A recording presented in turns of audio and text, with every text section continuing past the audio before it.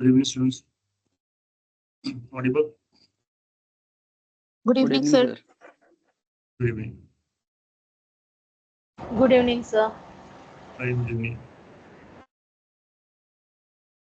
कल हमने कुछ स्ट्रिक्ट लायबिलिटीज के रिगार्डिंग डिस्कशन किया था और along with that we have also discussed the exception to the strict liability.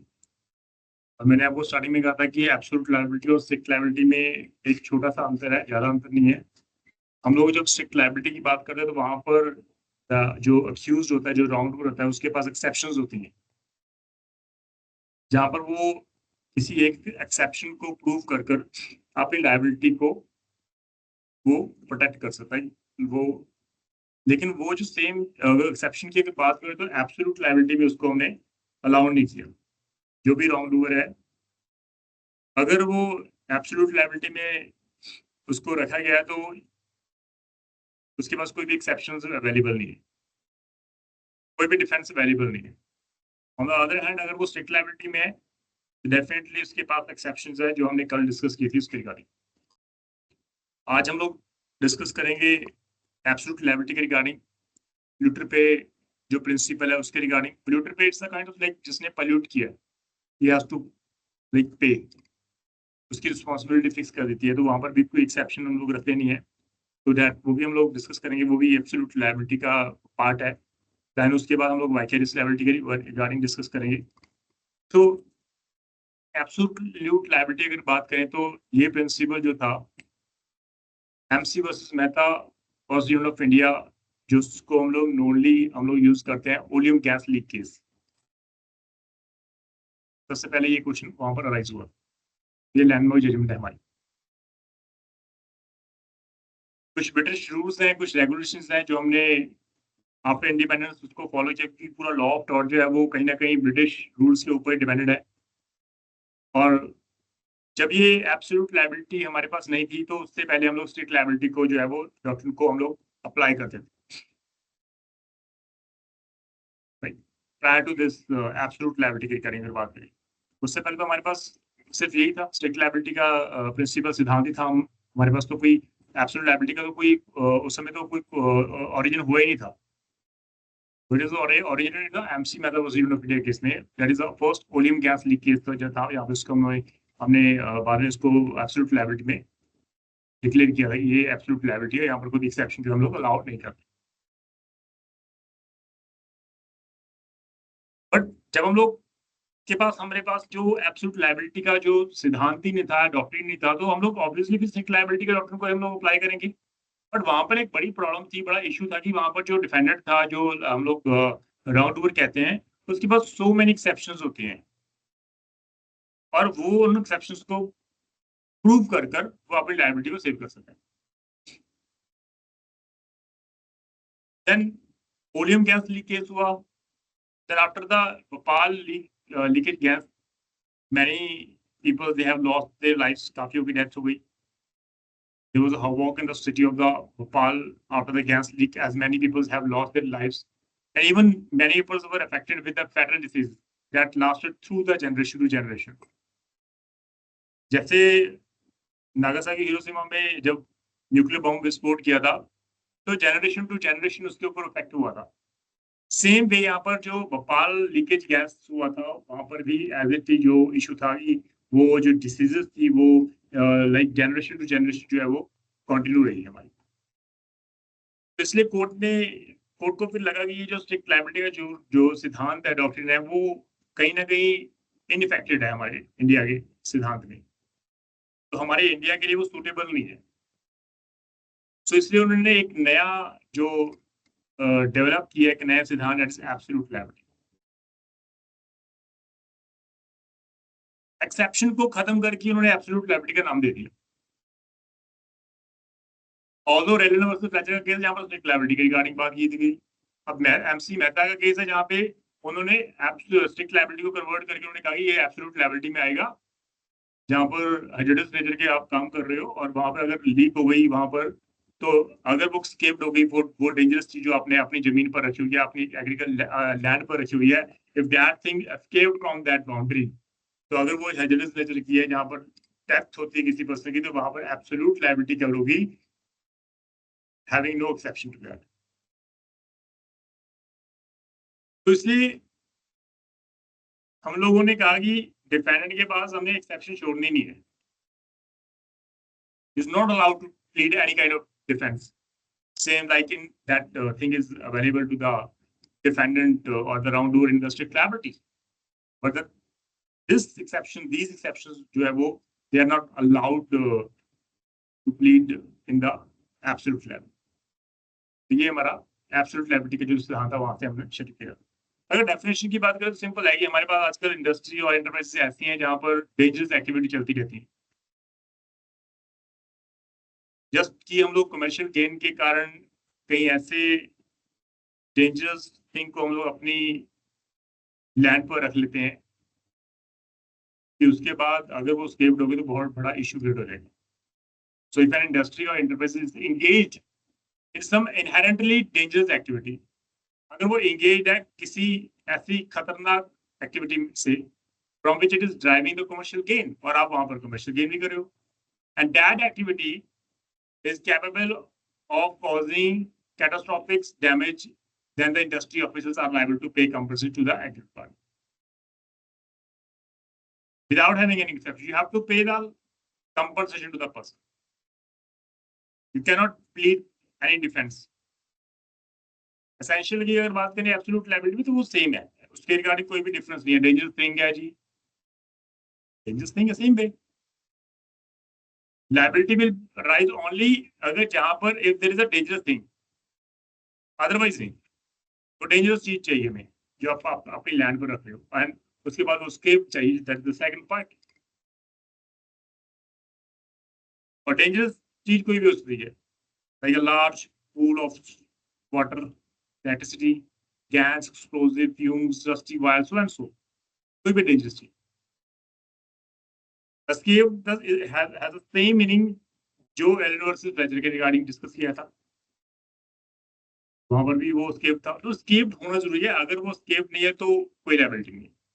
So any dangerous thing which is escaped from the defendant's control and cause damage to the plaintiff property or injured any other persons, उसके regarding absolute liability को cover किया।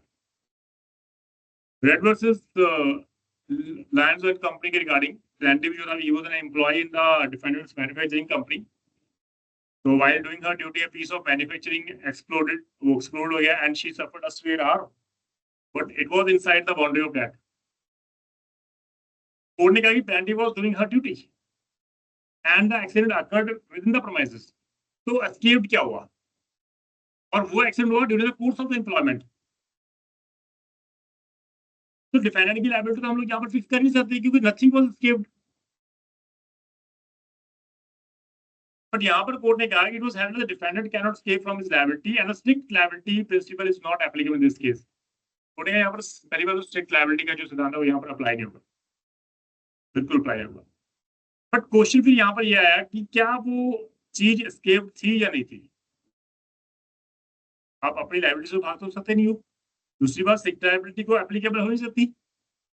Third जो क्या whether it was escaped और not, ये question एक main बनता है हमारा. बट इस केस में एस्केप तो था नहीं, बट स्टिल कोर्ट ने उसको फिर भी लायबल ठहराया. लेकिन वो उसके जो प्रिंसिपल्स है कहीं ना कहीं उसको कंपनसेट करने के लिए किसी और मे बी लाइक वो एस्केप तो हम लोग उसको कॉल कभी भी नहीं कर सकते. तो वो ना तो स्ट्रिक्ट लायबिलिटी में कवर होगा ना वो एब्सोल्यूट लायबिलिटी. बट कोर्ट ने फिर भी उसको सिंपैथी बेसिस पे कंपनसेशन के लिए अलाउड किया और डिफेंडर को लायबल ठहराया कि आप उसको कंपनसेट तो एटलीस्ट करो. और जो अगर केस है वो एस्केप में फॉल नहीं करता, it was nothing was escape from that boundary. इसलिए कोर्ट ने कहा ठीक है वो आप बट सिंपैथी बेसिस पे उसको लायबल उठा देगा, अदरवाइज आप जो है उसको पे करो. And non-natural use of land is the same thing that was decided in the Renner versus Fletcher cases. Like in that case, like collecting a water in a large quantity, it was amount of non-natural use of land. So non-natural use of land होना जरूरी है. अगर आप domestic purpose के लिए कर रहे हो तो वो तो नॉन नेचुरल यूज नहीं है. तो यहाँ पर non natural use of land होना चाहिए, इसके अलावा आपकी लायबिलिटी फिक्स कभी नहीं होती. देन वाज चीफ एस्केप्ड हो गया, लेकिन किसी को डैमेज तो करेगा तभी है ना आप लायबिलिटी फिक्स करते हो. अगर किसी को लॉस ही नहीं होता no one can claim damages. To make the person liable यहाँ पर ये इंपॉर्टेंट है कि plaintiff at first needs to show कि defendant had done non-natural use of land. And ये second thing you have to prove कि जो non-natural use of land थी वो thing escaped हो गई और वो dangerous thing थी. Then you have to prove कि वहां पर उसके कारण resulted injury to other persons. Plaintiff को injury हुई थी, ये आपको prove करना पड़ेगा, otherwise कोई भी liability fix नहीं होती. We have a case also, Charing Cross Electricity Supply versus Hydraulic Power Company Limited. इस केस में डिफेंडेंट तो was assigned to supply water at different places. तो defendant was also required to hold minimum pressure. एक pressure maintain करना बहुत important है. आपके घर तक भी पानी आता होगा, तो अगर वो पीछे से प्रेशर ना होगा तो वो आपके घर पर आएगा नहीं. तो एक एटलीस्ट मिनिमम जो प्रेशर है वो आपको मेंटेन करना पड़ेगा. It was the duty of that defendant. But उन्होंने उस मिनिमम प्रेशर को तो मेंटेन किया ही नहीं, आपने एक्सीड कर दिया. But the defendant failed to do so with the result in bursting the pipeline. वो pipeline burst हो गई different places पे, और जहाँ पर plaintiff को heavy damages वहाँ पर हुए. Defendant was held liable in this case even was not at fault. उसकी चाहे गलती नहीं थी, but it was like क्योंकि वहाँ पर आपने जो एक सेफ्टी मेजर्स होता है वहाँ पर जो आपकी जो इंस्ट्रक्शंस थी वहाँ पर आपको एक मिनिमम एटलीस्ट प्रेशर आपको मेंटेन करना पड़ेगा, and you fail to maintain that. So it was all your fault. ये आपके कारण वो चीज एस्केप्ड हो गई एंड जिसके कारण प्लेंटिफ को नुकसान हो गया, and was obviously a dangerous thing, इसलिए वहां पर आपकी लायबिलिटी फिक्स हो गई. सो स्कोप जो था, हम लोग इंडिया के का बात करें एब्सोल्यूट लायबिलिटी के regarding, oleum gas leak tragedy हमारी हुई थी हमारे, तो उसके बाद act of the public liability insurance act 1991 was introduce. तो उसके बाद ये एक एक्ट इंट्रोड्यूस किया गया इंश्योरेंस एक्ट के रिगार्डिंग. ऑब्जेक्ट सिर्फ इतना था कि कंपनसेट किया जाए विक्टिम को और the case where the hazardous substance और handling of the dangerous substances involve. तो अभी जितनी भी हमारे कंपनीज है, जितनी भी हमारी इंडस्ट्रीज है जहां पर कि हम लोग बात करें यहाँ पर हैजर्डस वर्क काम कर रहे हैं, तो वहां पर पब्लिक लायबिलिटी इंश्योरेंस एक्ट 1991 के अंदर सभी एम्प्लॉयज को इंश्योरेंस करना it was mandatory nature. So just to save the skin of the employer also, क्योंकि कंपनसेट कर रहे हैं तो वहां पर कई बार अगर आप इंश्योरेंस नहीं कराते तो सारा का सारा बर्डन वो ऑनर के ऊपर आ जाता है. तो इसलिए ऑब्वियसली फिर जो शिफ्ट हो जाएगा पब्लिक जो इंश्योरेंस कंपनी के ऊपर शिफ्ट हो जाएगा। इंश्योरेंस करवाना है आपकी रिस्पॉन्सिबिलिटी है, तो जस्ट कि हम लोग उन विक्टिम्स को कंपनसेट कर सके जो हर्जेंटस वर्क को जो है वो डे टू डे डील करती है। तो मेन मोटिव इस एक्ट में सिर्फ इतना था कि create a public liability insurance fund. हमने सिर्फ एक फंड इंश्योरेंस करना था जहाँ पर इन केस अगर किसी को भी कोई नुकसान होता है तो हम लोग उसकी भरपाई जो है वो इस फंड से कर सकें। रूल ऑफ स्ट्रिक्ट लायबिलिटी अगर इंडिया की बात करें तो सेम वे, क्योंकि जो लाइक स्ट्रिक्ट लायबिलिटी का जो कंसेप्ट था that has been right from the British concept, but कहीं ना कहीं हम लोग बात करें तो हर चीज जो है वो एप्लीकेबल नहीं होती हमारे एज इंडिया में।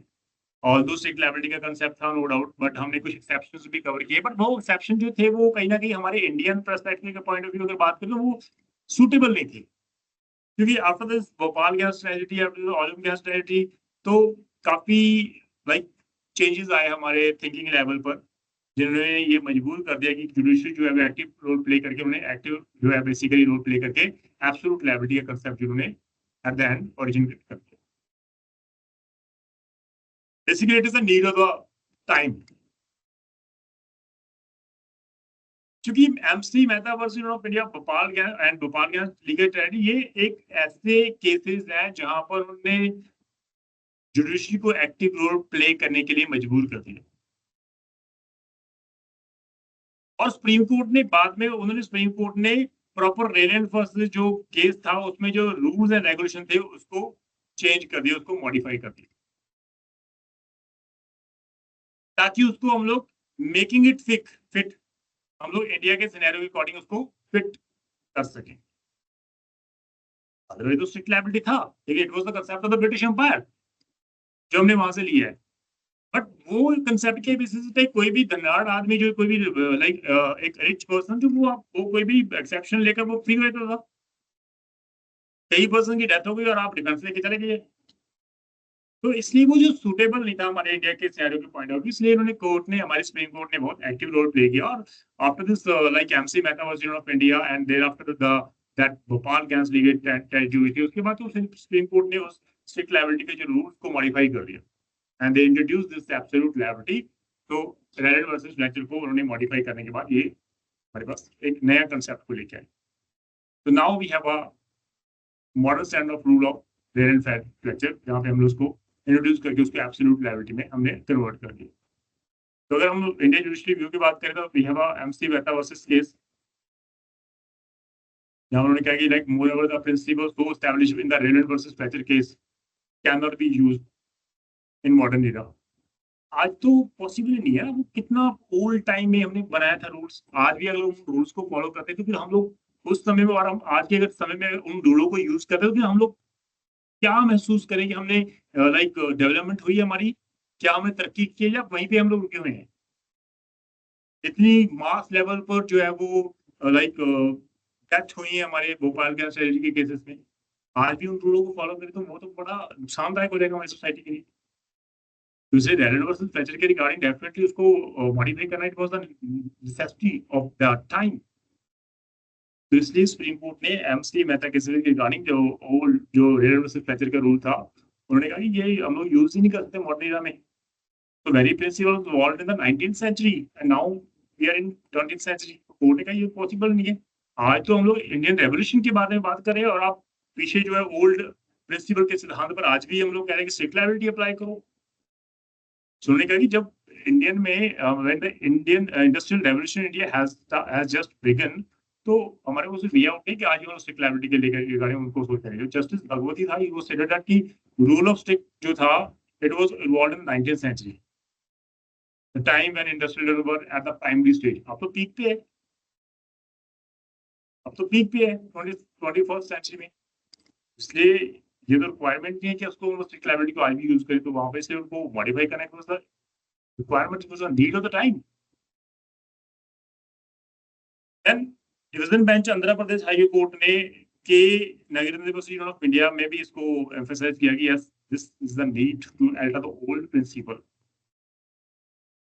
रेलेंट वर्सेस फ्लेचर जो था ऑल्दो उसको एक्सेप्ट किया गया था इंडिया में, but it was the old rule, so that principle is needed to be modified. जहाँ पर कोर्ट ने उसको एटलीस्ट मॉडिफाई कर दिया। तो term absolute liability has been normal justice in his judgment, Blackburn, the judge, referred to the liability as absolute, but liability was in fact strict.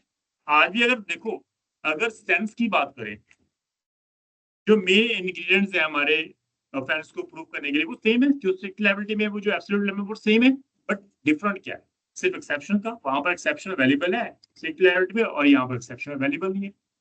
तो इसलिए Blackburn जो जज था, जस्टिस था, he refer to the liability as absolute, उन्होंने कहा ये absolute liability है, बट अगर ध्यान से देखा जाए तो क्या वो सेम नहीं है? The liability was in fact strict and in no way was it absolute. The rule of land, जो Fletcher versus Fletcher था, was made subject to so many exceptions that in reality were very little of the rule was left. तो वहां पर तो कोई बचता ही नहीं था, कोई भी पर्सन एक्सेप्शन को प्रूव करता था तो अपनी लायबिलिटी को सेव कर लेता था। तो जो अभी रिसेंट ट्रेंड है, हम लोग बात करेंगे कि अभी मॉडर्न एरा है, मॉडर्न थ्योरी को इम्प्लीमेंट करना इट इज अ रिक्वायरमेंट, इसलिए हमने उस स्ट्रिक्ट लायबिलिटी को हमने मॉडिफाई करके उसको एब्सोल्यूट लायबिलिटी में कन्वर्ट कर दिया। अब इशू जो था क्या, जो हम लोग ये सोच रहे हैं कि जो रेलन वर्सेस फ्लेचर का केस है जहां पर स्ट्रिक्ट लायबिलिटी को इंट्रोड्यूस किया गया था, वो क्यों इनएप्रोप्रिएट है हमारे इंडियन सोसाइटी में? Why we think that the old rule that was originated in the Reland versus Fletcher case is totally inappropriate in the present era? The first is the high industrialization growth. पहले तो हमारे पास industry क्या थी, खाद industry होती थी, और तो कुछ था नहीं हमारे पास, कुछ था बिल्कुल नहीं था। उसके बाद after this 19th century 20th century में ने पैर रखा, तो उसके बाद तो मतलब एक हाई लेवल पर इंडस्ट्रियल ग्रोथ हुई और आज हम लोग पीक पे बैठेंगे। सो इंडियन की जो इकोनॉमी है इज डेवलपिंग इकोनॉमी, तो सिचुएशन में स्ट्रिक्ट लायबिलिटी जो था वो फिट नहीं बैठा था हमारा। जो ओल्ड लॉ थे वो चेंज हो चुके हैं सारे, इसलिए वो हाई इंडस्ट्रियल ग्रोथ के कारण हम लोग स्ट्रिक्ट लायबिलिटी के रूल को जो है वो एज इट हम लोग इसको इनएप्रोप्रिएट मानते हैं।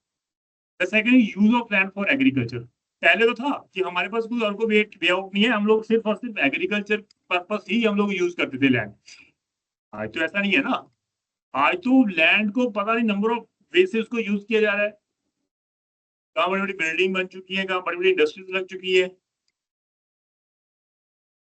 बड़े लेवल पर आप मास लेवल पर कोई चीज आप उसको वहां पर रख के बैठे हो बाउंड्री में। तो आज तो वो टाइम ही नहीं है कि आप सिर्फ और सिर्फ एग्रीकल्चर पर्पस के लिए यूज करें। It was the old era that land was used only for the purpose of agriculture.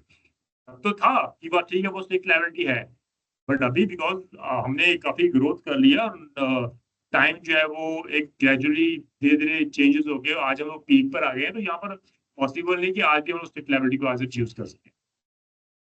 Then very old rule not sustainable in the present world. आज तो पॉसिबल ओल्ड रूल तो change होंगे। Adultery के regarding जो concept था that we all know, उसके बाद खत्म हो गया। उससे पहले इंग्लैंड में था, इंग्लैंड में उन्होंने पहले खत्म कर दिया था, उनके कहते वो तो सिविल लायबिलिटी है हमारी, क्रिमिनल लायबिलिटी नहीं है। बट इंडिया कहते नहीं जी, हम तो आपके कंसेप्ट को यूज ही नहीं करते, हमारे पास तो क्रिमिनल लायबिलिटी है, हम लोग तो एफआईआर रजिस्टर करेंगे। और धीरे धीरे सुप्रीम कोर्ट ने कहा कि नहीं, तो अनकॉन्स्टिट्यूशनल, गलत है। चेंज हुआ ना हमारा वहां पर कंसेप्ट। देन मिट्टू सिंह केस में भी कोर्ट हमने जो डिस्कस किया 303 ओल्ड इंडियन पैनल कोड के रिगार्डिंग जो सेक्शन था उसको अनकॉन्स्टिट्यूशनल डिक्लेयर कर दिया।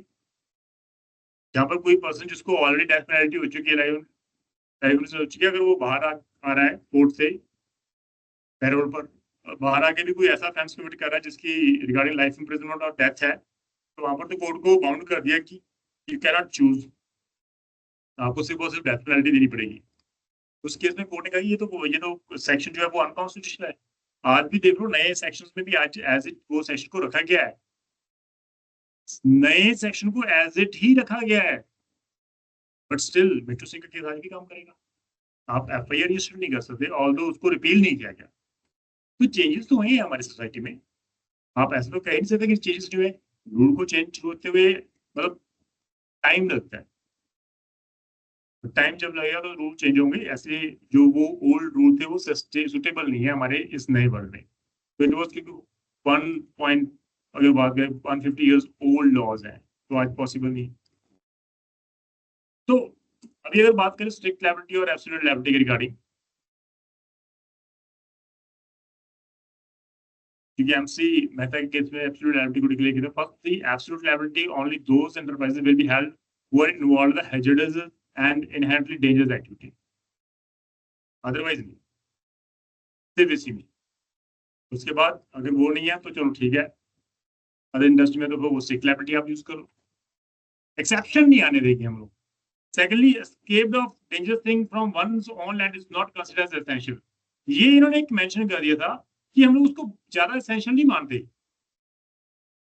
Absolute level. हमने कहा कि ठीक है, वो एस्केप नहीं हुई, अगर वो विद इन द बाउंड्री भी है, अगर मास लेवल पे वहां पर इंजरी होगी तो एब्सोल्यूट लेवल है। अगर सपोज आपके इंडस्ट्री में काम कर रहे हो और विद इन द बाउंड्री अगर कोई चीज लीक हो गई और वहां पर जितने भी एम्प्लॉय थे अराउंड 50, 40 या 100 या 200 सभी की डेथ हो गई, तो इस सिचुएशन में उन्होंने कवर कर लिया कि dangerous thing no doubt escape होनी जरूरी है from once on land, but इसको हम लोग एसेंशियल नहीं मानते। But this is the major difference between the absolute and strict liability. Strict liability में एस्केप होना जरूरी है, यहाँ पर तो नहीं है। Absolute liability does not take into account the exceptions, although strict liability में हम लोग एक्सेप्शन के बिना सोच ही नहीं सकते।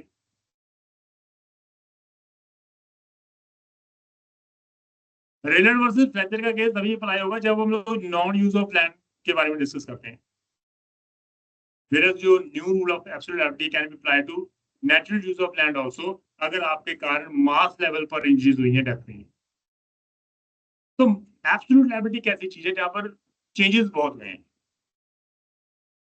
कोई भी डेंजरस सब्सटेंस अगर आप नेचुरल यूज ऑफ लैंड के अकॉर्डिंग भी कर रहे हो, but if such substance escape, अगर वो स्केप्ड हो गया तो it would be held liable even though he had take proper care and precaution.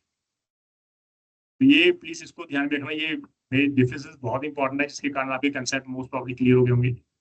पहली बात, second clause is important. Second, जहां पर एक्सेप्शन की बात करें, उन्होंने कहा कि डेंजरस चीज एस्केप्ड हो ये एसेंशियल नहीं है एब्सोल्यूट लायबिलिटी के लिए, बट ऑल दो हम लोग दूसरे हैंड की अगर बात करें स्ट्रिक्ट लायबिलिटी के लिए वो एसेंशियल है।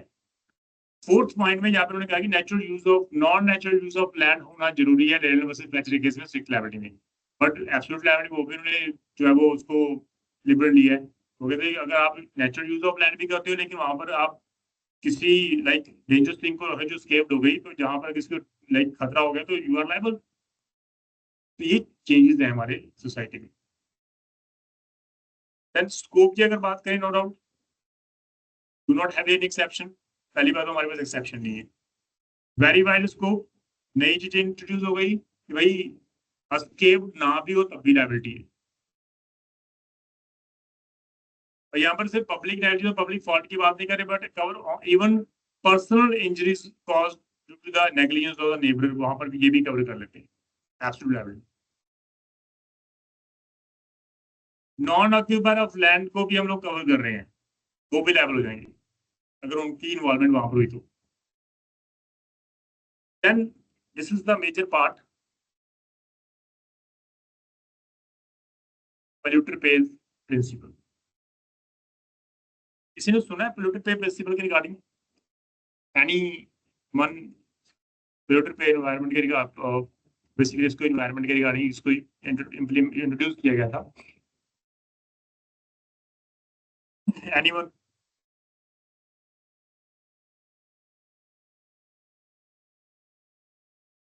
सर पॉल्यूटर पे प्रिंसिपल का सेंस ये था कि जो इस तरह के एनवायरमेंटल लॉज का वॉल्यूशन करेगा, पॉल्यूशन करेगा, तो जो वॉलेट करेगा वो पे करेगा, ऐसे काइंड ऑफ। हाँ, तो उन्होंने कहा कि अगर इन्वायरमेंट का आप कहीं ना कहीं उसको डैमेज कर रहे हो तो आपको वो सही भी करना पड़ेगा।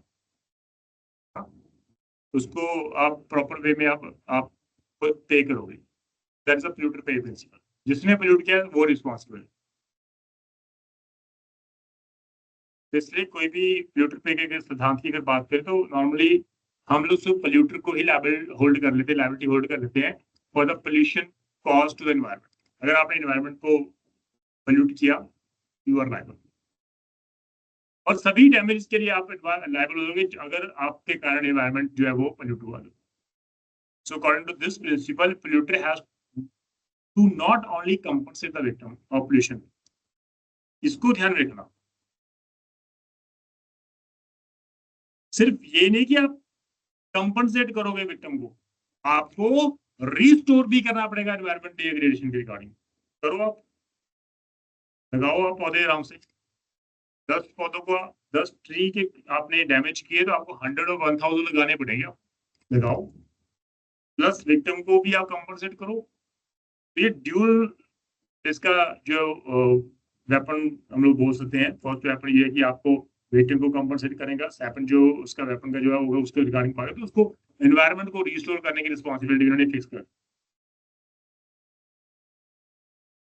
तो इसलिए ये पोल्यूटर पे रिगार्डिंग है। So polluter bears the cost of health hazards caused to the public as well as the cost of restoration, वो खुद ही पे करेगा और कोई आपका भी पे आउट नहीं है, ठीक है। देन अगर हिस्टोरिकली बैकग्राउंड देखें तो नो डाउट पोल्यूटर पे जो प्रिंसिपल था, जो फर्स्ट टाइम इंट्रोड्यूस किया गया था हमारा by the organisation of the economic cooperation and development that we called OECD in 1972. It was firstly introduced. Report के according stated that the polluter is responsible for the controlling and preventing of pollution associated with the process of the factory. सबसे पहले factory के according start किया था, लेकिन अभी तो वो कॉमन हो चुका है, कोई भी पोल्यूट करेगा यू आर रिस्पॉन्सिबल। बट हमारे यहाँ पर, हमारे इंडिया में हमारे किसान लायबल नहीं है, बैठ जाओ बस आराम से रोड पे धरने दे दो, कोई इशू नहीं है। हमारे पास सिर्फ एक विकल्प है, सरकार ने हमें ये नहीं दिया, सरकार ने हमको वो नहीं दिया, हम लोग क्या करें, हमारे पास कोई विकल्प नहीं है। वहां पर फिर पोल्यूटर पे काम नहीं आएगा। आप अपनी फसल को आग लगाते जो, कोई इशू नहीं है, कुछ नहीं कर सकती गवर्नमेंट। एक बड़े मास लेवल पर आप धरने दे रहे हो, कुछ नहीं कर सकती, हेल्पलेस गवर्नमेंट हो जाती है। तो ये रिस्पॉन्सिबिलिटी हमारी है कि हम लोग कब जागरूक होंगे। सिर्फ धरने पे बैठना वो एक सोल्यूशन नहीं है, गवर्नमेंट हर किसी को हर चीज प्रोवाइड नहीं कर सकती, आपको अल्टरनेटिव खुद भी ढूंढना पड़ेगा। Being as a citizen you are responsible for everything. अगर देखा जाए तो जब फॉग्स होती है, अगर वहां पर स्मॉग आ गई तो सबसे बड़ा इंसिडेंट हो जाता है हमारी सोसाइटी में। फॉग प्लस स्मॉग, आग लगा दी, ऊपर से फॉग हो गई, तो फॉग प्लस स्मॉग जब मिलती है तो वहां पर जीरो विजिबिलिटी इफेक्ट होता है। You cannot even drive a secure foot, zero visibility होती है। आई डोंट नो किसी ने देखा या नहीं देखा मुझे, लेकिन यहाँ पर नॉर्मल है, हमारे पंजाब हरियाणा दिल्ली में बहुत नॉर्मल है। उस समय दिल्ली में सबसे ज्यादा धुआं होता है नॉर्मल, वो कहते हैं नहीं जी पंजाब हरियाणा ने दी है, तो पंजाब हरियाणा को रिस्पॉन्सिबिलिटी चलाते हैं, लेकिन सभी जगह पे कॉमन हो चुका है। आप जो आपकी जो वेस्टेज जो होती है, जो आप उसको आग लगाते हो, जिसके कारण धुआं भी होता है। और अगर वहां पर लाइक नॉर्मली जो पैडी होती है, तो वो नॉर्मली अगर देखा है तो उसका जो धुआं होता है वो ज्यादा खतरनाक होता है। और अगर कहीं वहां पर फॉग प्लस स्मॉग मिक्स हो जाए तो जीरो विजिबिलिटी होती है। और ऐसे इंसिडेंट आपको देखने के मिल जाएंगे जहां पर किसी की गलती नहीं भी होती, लेकिन आपकी गलती के कारण सब कुछ बर्बाद हो जाता है। बट फिर भी वो प्रिंसिपल हम लोग यहाँ पर यूज नहीं कर सकते, क्योंकि हमें वोट चाहिए, क्योंकि law is the command of sovereign, यहाँ पर law is the command of किसान। बैठ गए तो बस गवर्नमेंट को पीछे डालेंगे। तो ये इश्यूज हैं हमारी सोसाइटी में। जब तक हम लोगों को ये खुद डिसाइड नहीं करते कि हम लोग भी रिस्पॉन्सिबल हैं, तब तक हम लोग कुछ नहीं कर पाएंगे। तो पोल्यूटर प्ले नो डाउट की was first introduced 1972 as per the record, as per the that principle जो था, रिस्पॉन्सिबिलिटी पोल्यूटर की है, वो रिस्पॉन्सिबल होगा, वो रिस्टोर करेगा सारे एनवायरनमेंट। तो ये जो पोल्यूटेंट प्रिंसिपल था, इसको इंट्रोड्यूस किया गया था ऑल वर्ल्ड में। तो world commission on environmental development as a form of waste उसको यूज किया गया। तो पोल्यूटर प्ले अगर प्रिंसिपल इंडिया की बात करें, इसकी इंप्लीमेंटेशन की, तो नो डाउट 1972 में इसको इंट्रोड्यूस किया गया था OECD में। 1972 में हम लोग यहाँ इंडिया की बात नहीं कर रही, It was firstly introduced in Organization of Economic Cooperation and Development. But in India में इसको यूज किया गया first time 1996.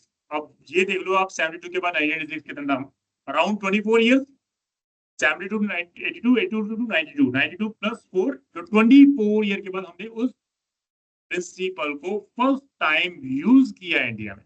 In case Indian council of environmental legal action was use of India. यहां पर हमने अप्लाई किया. जस्टिस दलवीर भंडारी थे at that time. उन्होंने डिटरमाइन किया reversing the imbalance. Reversing the imbalance cost to ecology is a part and parcel of the industrial process. आपका काम ये नहीं है कि इंडस्ट्री लगाना है, इम्बैलेंस को रिवर्स करना भी आपका काम है. Reversing the imbalance cost to ecology is a part and parcel of the industrial process. Thus, financial responsibility of taking prevention and controlling measures for the pollution caused should rest upon the industry which caused the pollution. उन्होंने ये भंडारी ने ये decide किया था कि भाई आप ही responsible हो. अगर आपके कारण कोई पोल्यूशन हुआ है तो ये पूरी की पूरी responsibility rest upon the industry जिसने पोल्यूट किया. तो फाइनेंशियली बर्डन जो था आप शिफ्ट नहीं कर सकते गवर्नमेंट के शोल्डर पे. गवर्नमेंट ने आपके ऊपर शिफ्ट कर दिया. आप पे करो, आप पोल्यूट क्यों रहे हो, आप ही पे करो.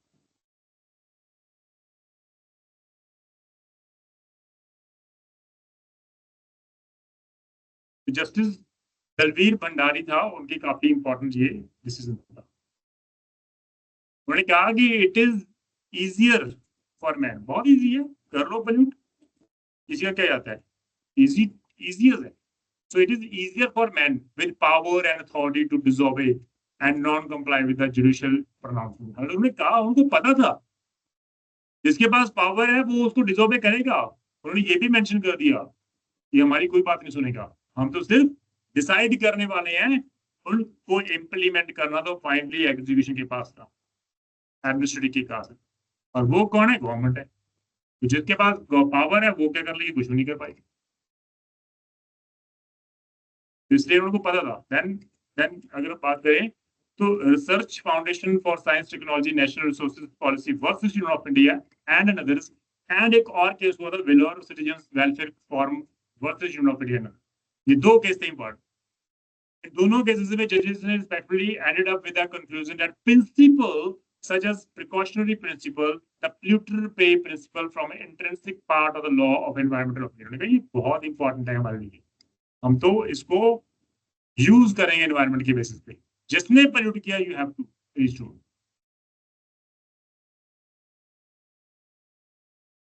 इसलिए ये दोनों की केसेस इंपॉर्टेंट है. अगर नेक्स्ट अगर बात करें AP pollution control board versus professor MV Naidu retired and others ने एक फाइल की थी. उसके रिगार्डिंग द जजेस further improve the scope of the implementation of the principle. Further इसको इंप्रूवमेंट की इस केस में. The judges enable the court, tribunals, and other environmental organizations to apply these principles. तो इन्होंने कोर्ट को और ट्रिब्यूनल को कहा कि इन प्रिंसिपल्स को अप्लाई करो when cases are registered in the tribunals or organization. अपना वर्ड उसको यूज करो. तो ये भी एक उनको फर्दर पावर दी. और ये आपको सबको पता है, right to life and liberty. Right to life एक ऐसा आर्टिकल है जो सबसे बड़ा माना जाता है हमारे कॉन्स्टिट्यूशन में, जिसकी इंटरप्रिटेशन अगर करने बैठ गए तो पूरा का पूरा कॉन्स्टिट्यूशन एक साइड में और 21 की इंटरप्रिटेशन एक साइड में हो जाएगी. कितने ऐसे कॉन्सेप्ट को हमने इंट्रोड्यूस किया 21 आर्टिकल में कि ये भी हमारा राइट टू लाइफ लिबर्टी में ऐड करेगा. वैसे ही फ्रेश एयर का जो राइट है वो आर्टिकल 21 में फॉलो करता है. और कोई भी पर्सन नो डाउट ऐसे आपके राइट को वायलेट करेगा तो you have to punish those persons. तो ये आर्टिकल 21 जो है हमारा basic right of every Indian inheritance के रिगार्डिंग है. तो right to life and personal liberty as simple as it can be, act polluting the surrounding of locality would take away the basic right from the inhabitants. आप छीन रहे हो उनके अधिकार को जो उसका अधिकार आर्टिकल 21 में दिया गया है. तो ये सारा का सारा रोल हमारे इंडस्ट्रियलिस्ट का है. और कोर्ट ने कहा कि भाई यहाँ पर तो ये कम्युनिटी पार्टिसिपेशन रिक्वायर्ड है हमारी. एक पर्सन कुछ नहीं कर सकता. कम्युनिटी पार्टिसिपेशन अगर करेगी तो ये समझ के करें कि हमारी वो ड्यूटी है कि हमने इन्वायरमेंट को पोल्यूट करने से बचाना है। और सिर्फ एक कम्युनिटी पार्टिसिपेशन ही है जो हमारे इन्वायरमेंट को प्रोटेक्ट कर रही पोल्यूशन के रिगार्डिंग।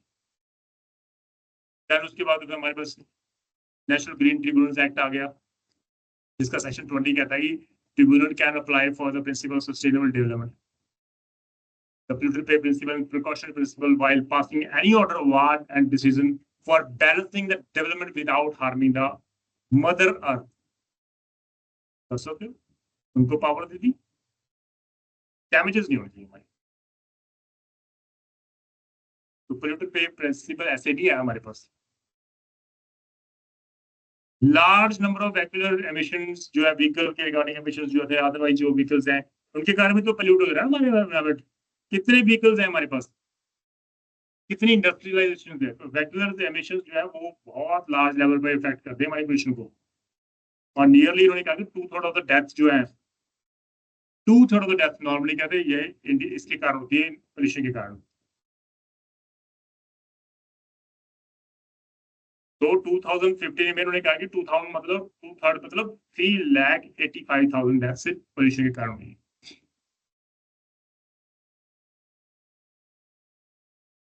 आप डिस्चार्ज कर रहे हो वाटर में, एफ्लुएंट्स बॉडीज, वाटर पोल्यूट हो रहा है, अर्थ पोल्यूट हो गई आपकी, पूरा एंटायर नेशन अफेक्टेड है आपकी पोल्यूशन के कारण।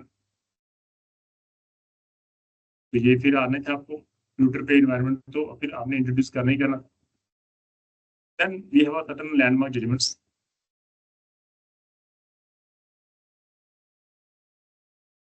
Indian council for environment legal and procedure of India, इस केस में कोर्ट ने कहा कि भाई एक industry complex primarily involve in manufacturing chemicals was located in the village Bichri. Bichri village में एक इंडस्ट्री को सेटअप किया गया जो केमिकल मैन्युफैक्चरिंग करेगी। पर जो उसका एमिशन था ऑफ दैट सल्फेटिक एसिड जो था, एल्यूमिनियम सल्फेट था, जिसको वेस्टेज था from one of the industry, Hindustan agro chemical limited, caused discomfort in the lives of villagers.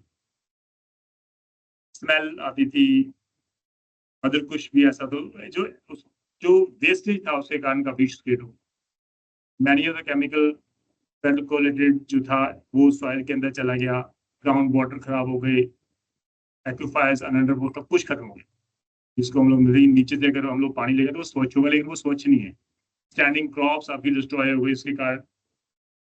Court ने कहा ये पोल्यूटर पे एनवायरनमेंट को अप्लाई करो, आप पे बैक करो हम सबको, एनवायरनमेंट को भी पे बैक करो। Then Vellore citizen welfare farmers of India,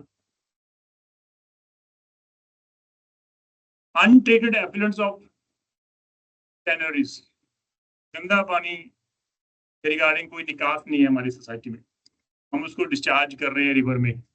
आजकल देखा जाए तो रिवर्स के पानी अगर देखा जाए तो सारा पोल्यूटेड है।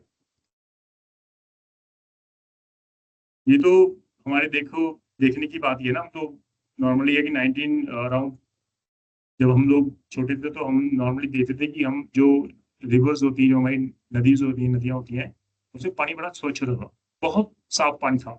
और इवन हम लोग जब उसको क्रॉस करते थे, पैदल क्रॉस करते थे, तो नॉर्मली कोई पानी ज़्यादा नहीं होता था, ऐसे कई बड़ी बड़ी नदियाँ होती थी, वहाँ पर फिशेस को हम लोग नॉर्मली देख लेते थे कि आराम से जा रही है, और हमें नीचे इतना साफ दिखते थे कि हम लोग नीचे देख लेते कि वहाँ पर शिप्स पड़ी है, कुछ और पड़ी है।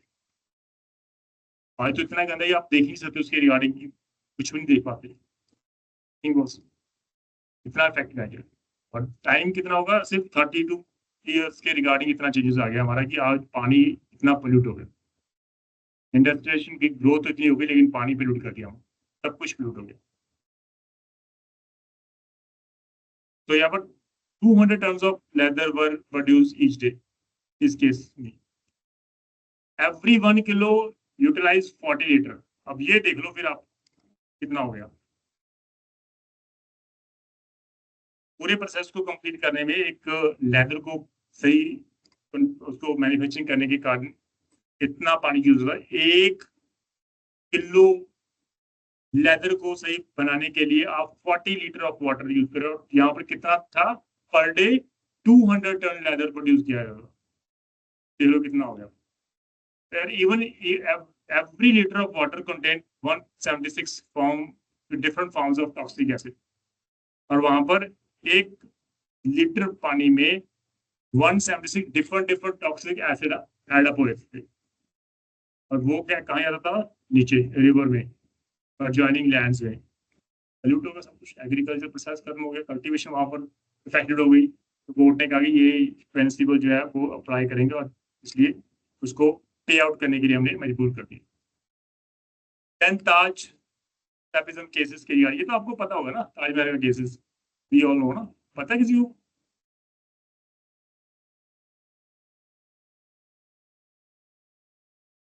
ताजमहल देखा किसी ने? यस ये सर, सारे इस मेरे केस ऐसे ही हैं। में ये हुआ था कि इंडस्ट्रीज नहीं, जो थी पहले तो ये ताजमहल बताओ के। किसी ने देखा है? मैं पहले तो ये पूछ रहा हूँ, किसी ने देखा है ताजमहल? हाँ मैं सर। तो नहीं गया, मैं पूछ रहा हूँ आपसे, किसी ने हाँ विजिट सर, किया है वहां पर? नहीं किया? जी सर किया है। किया है सर। ओके अनिल, कभी उसके नीचे का भी जाके देखा उन्होंने आपने? वो उसका जो बेस है वो किस चीज का बना हुआ है? सर वो उसका बना हुआ कहते हैं क्या कहते हैं, इसका पत्थर की बना सर उसका। लकड़ी का बना हुआ है। अच्छा लकड़ी, ध्यान नहीं दिया था लकड़ी का बना हुआ, किसी को नहीं पता, वो लकड़ी का बेस है वो नीचे सारा। और इसलिए उसको रखा गया है बिल्कुल नदी के किनारे।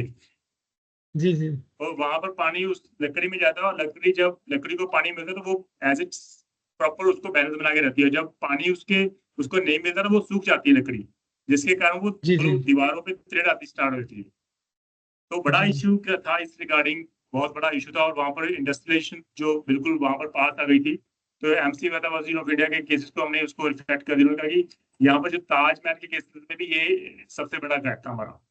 इसमें कुछ कलर चेंज होना शुरू हो गया था, अच्छा हाँ, कुछ। वही चेंजेस हो गया ना, वहां पर जो इंडस्ट्रियलाइजेशन थी वो बिल्कुल पास थी वहां पर। जी जी It was rated that by the PESCO that rated that the polluter pay principle apply can if the need of the application of this principle in the present case। उन्होंने कहा the dwelling or decaying of the priceless national monument पीलापन शुरू हो जाता था। That was a matter of concern in this case। According to the report, National Environment Engineering Report, ये engineering report institute था, ये वदराजन कमेटी 1955-1995 उन्होंने दो बार रिपोर्ट दी थी। उन्होंने कहा फाउंड्रीज, केमिकल इंडस्ट्रीज और मथुरा रिफाइनरी जो स्पेसिफिकली उनको कहा गया था वर द मेजर पोल्यूटर। वो सबसे ज्यादा पोल्यूट कर दी थी हमारी पूरी ताजमहल को, जो बिल्कुल पास थी नदी के दूसरे किनारे थे। और कोर्ट ने ऑर्डर कर दिया कि ये जो इंडस्ट्रीज है तो switch to gas from fuel और shift their location of work. या तो फ्यूल से आप गैस में आ जाओ, या आप यहाँ से कहीं और चले जाओ। Industries which did not comply with the orders, those industries were shut down unconditionally। बिना किसी कंडीशन को उसको शट डाउन कर दिया कोर्ट। इतनी सख्ती यहाँ पर, क्योंकि ताजमहल था हमारा मॉन्यूमेंट। तो जस्टिस कुलदीप ने ऐड किया कि न्यू डायमेंशन जो था पोल्यूटर पे प्रिंसिपल, इस केस में हमने अप्लाई कर दिया। इंस्टेड ऑफ वर्कर्स जो थे हमारे इंडस्ट्री के should suffer as a result of closure of or shifting of, no doubt कहीं के घर बंद हो गए क्योंकि आपका जो था वर्क आपसे छीन लिया। जब इंडस्ट्री बंद कर दी तो नेचुरल बात है वहां पर अनएम्प्लॉयमेंट हो गई। बट कोर्ट ने कहा चलने दो, चाहे चलता चले, बट हम लोग ये अलाउ नहीं कर सकते कि यहाँ पर इंडस्ट्री स्टार्ट हुई दोबारा से। वर्कर और to be given compensatory benefit. Court ने कहा आपको कंपनसेटरी बेनिफिट भी दे देंगे in the form of residential accommodation. आपको प्रॉपर रेजिडेंशियल अकोमोडेशन देंगे, क्वांटिटी ऑफ द जॉब के रिगार्डिंग हम लोग कोई स्कीम निकालेंगे, इंडस्ट्री को रीस्टार्ट करेंगे, बट उस एरिया में नहीं कर सकते। तो ये बहुत बड़ा इशू था। लेकिन एक बात किसी को नहीं पता कि ताजमहल का जो अंदर का जो बेस है वो लकड़ी का बना हुआ। और ऐसे सिचुएशन कभी आए थे यहाँ पर पानी कम होता तो वहां पर बड़ा इफेक्ट होता है उसके रिगार्डिंग से, वहां पर उसको पानी चाहिए ही चाहिए ताजमहल को। तो ये इसलिए इसको भी यहाँ पर अप्लाई किया गया था हमारा। नो डाउट काफी कंट्रोवर्सी केस था, लेकिन कोर्ट ने एट द एंड कहा कि भाई ये तो एनवायरनमेंट के रिगार्डिंग हम उसको प्रिंसिपल को अप्लाई करेंगे।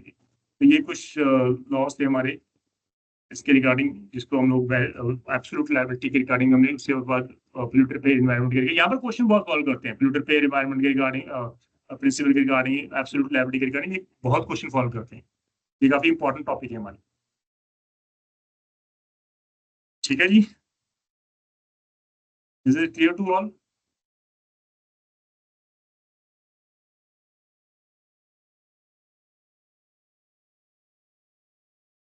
सर एब्सोल्यूट लायबिलिटी गवर्नमेंट पे होती है क्या?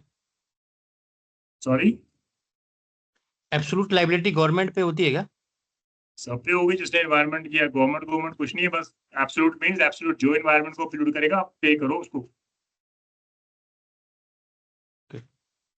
कभी आपने देखा है आप खैर आप अभी इस कंसेप्ट को अगर मैं अभी बेटर वेज में उसको एक्सप्लेन करूं तो मैं आपको सिंपल से बताऊंगा कि आपने पिछले 10 साल में during the tenure of this government ना, प्रेजेंट गवर्नमेंट, रोड मिनिस्टर कौन रहा है? Nitin Gadkari sir. Nitin Gadkari. Is one of the best cabinet person, minister, one of the best, जी जिसने जी जी पूरे नेशन में रोड के जाल बिछा दिए। और जी कभी जी इसके बारे में आपने सोचा कि नो डाउट कि कितने ट्रीज को काटा गया होगा? कभी सर, सोचा है? बहुत ट्री कटे हैं सर। Yes sir. इमेजिनेशन ही नहीं कर सकते। जी जी आज से 15 साल, 20 साल, 25 साल पहले या 30 साल पहले वापस जाओ तो नॉर्मली क्या कि रोड बनती थी, लेकिन उसके साइड में गवर्नमेंट कभी भी उसको रिस्टोर करने के प्लान नहीं थी उनके पास कोई। वो जो उनको छोटे छोटे पौधे लगाने की वहां प्रतिक्रिया थी नहीं हमारी। हम तो सिर्फ रोड बनाने वाले, जी जी काटने वाले, डेट से। अभी क्योंकि ये पोल्यूटेड पे एनवायरमेंट है, अगर आपने पोल्यूट किया तो आपको पे भी करना पड़ेगा। इसलिए गवर्नमेंट जब भी ये रोड बनाती है तो साइड बाय साइड वो इतने ट्रीज लगा देती है कि आने वाले 10 साल में वो उससे 2 गुना 3 गुना जो है वो आपको बेटर एनवायरमेंट के लिए आपको ऑक्सीजन प्रोवाइड कर सकते हैं। तो ये पोल्यूटेड पे एनवायरमेंट ही है, ये स्कीम है उसकी। अगर आप काट रहे हो आपको 2 लगाने पड़ेंगे, छोटे ट्रीज आपको लगाते जाओ। तो नॉर्मल है, देखो ग्रोथ करना ये हमारी मजबूरी है, डेवलपमेंट हमारी मजबूरी है। अगर अब हम लोग डेवलपमेंट में हम लोग पीछे रह गए तो कोई भी हम हमारे ऊपर कब्जा कर सकता है, कोई भी हम लोगों को आग दिखा के निकल जाएगा। तो वैसे भी हम लोग इतने लेवल पे आ चुके हैं कि सभी को पता है, पूरे नेशंस को, सभी कंट्रीज को पता है इंडिया के पास कुछ सब कुछ है। तो इसलिए ये जो पोल्यूटर पे प्रिंसिपल है ये गवर्नमेंट के ऊपर भी एज इट एप्लीकेबल होता है। आप देख लो जितने भी रोड्स बनते हैं उसके साइड बाय साइड आपको लगाने ही पड़ेंगे, सेटअप करना ही पड़ता है। और जो वो प्राइवेट एजेंसीज हैं जो रोड बनाती हैं, नो डाउट सारे प्राइवेट होते हैं, इसलिए वो टोल प्लाजा लगाते रहते हैं। गवर्नमेंट को तो कुछ करना नहीं है, गवर्नमेंट को तो बैठे बैठे अर्निंग आ रही है। गवर्नमेंट ने कुछ किया? कुछ नहीं किया। बड़े बड़े पर्सन जो है वो टेंडर ले लेते हैं, फिर परचेज करते हैं रोड। रोड को परचेज करना वो भी गवर्नमेंट आपको देगी, पे आपको करना पड़ेगा। आप रोड बनाते जाओ, साइड बाय साइड ट्रीज लगाते जाओ। गवर्नमेंट को कितना बेनिफिट है? कुछ नहीं किया उन्होंने, कोई इन्वेस्टमेंट नहीं, कोई कुछ नहीं है। आपको जीएसटी मिलती आ रही है, कितना बेनिफिट हुआ? बट गवर्नमेंट हमेशा ये उसको रिस्टोर करने के प्लान के रिगार्डिंग हमेशा वर्कआउट करते रहते हैं। इसलिए गवर्नमेंट के ऊपर भी एज इट ही एप्लीकेबल होगा ये हमारा। ठीक है जी। Now the most important at the vicarious liability. Vicarious, जहां पर एक पर्सन दूसरे के एक्ट के लिए लायबल होगा। One person liable for the act of the others.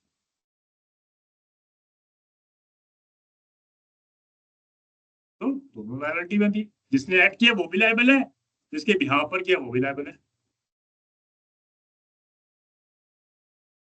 So in a case of vicarious liability, both the person at whose behest the act is done, जिसके बिहाव पर आपने वो एक्ट किया है, as well as the person who does that act, दोनों liable है। Employee और एम्प्लॉयर, vicarious liability दोनों लायबल, अगर वो act during the course of employment किया जा रहा है। तो common examples are the liability of principal for tort of his agent, liability of partners of each other, master और सर्वेंट के रिगार्डिंग, ठीक है, liability of the state and administrative के रिगार्डिंग। अगर देखा जाए vicarious how there must be a relationship, सबसे पहले रिलेशनशिप होना चाहिए ऑफ सर्टेन काइंड्स, दोनों में, चाहे वो मास्टर सर्वेंट है, चाहे वो पार्टनर्स है, चाहे वो principal of tort office agent है, प्रिंसिपल एजेंट की रिगार्डिंग, चाहे वो स्टेट लायबिलिटी या उसके एम्प्लॉयज की regarding, there must be a relationship. और जो रॉन्गफुल एक्ट होगा मस्ट उसी रिलेशनशिप के अंदर होगा वो ऑफलाइन, और that it must be within the course of the employment, तभी वो लायबिलिटी भी, अदरवाइज नहीं। And vicarious liability of the state, the most hot topic.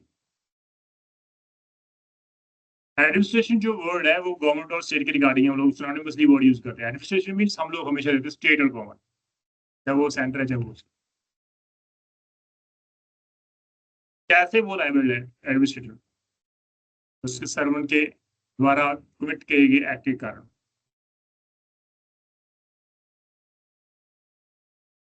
Although ये जो प्रिंसिपल है, the liability of the government in tort is governed by the principle of the public law inherited from the British common law and the provision of the constitution, उसी के basis पे तीन सिद्धांत है हमारे लिए। The first, respondent superior means that the principal be liable, इसका मतलब ये है facet per alium facet per se means he who act through another does it himself, like the same way principal liability regarding दोनों partners के regarding. तो he who acts through another does it himself, वो हम लोग मान लेते हैं खुद ने किया है। अगर आपका सर्वेंट काम करे आपने खुद ने किया, अगर आपका एम्प्लॉय काम करे आपने खुद ने किया, अगर एक एजेंट काम करे इट मींस आपने किया है। सो सोशलाइजेशन ऑफ कंपनसेशन जो है वो हमारा है। तो ये प्रिंसिपल के बेसिस पे हम लोग काम करते हैं। Now the vicarious liability of state in India as per the constitution concern, हमारे पास आर्टिकल 300 है जो नॉर्मली प्रोवाइड करता है स्टेट लायबिलिटी के रिगार्डिंग। क्लॉज 1 जो था उन्होंने मेंशन किया provided for government of India may sue और बी सू, आप सूट फाइल भी कर सकते हैं गवर्नमेंट के ऊपर, गवर्नमेंट आपके ऊपर भी सूट फाइल कर सकती है, but in the name of union of India. अगर वो गवर्नमेंट स्टेट किया है तो particularly state of Punjab, state of Haryana, state of AP, state of Rajasthan, so and so.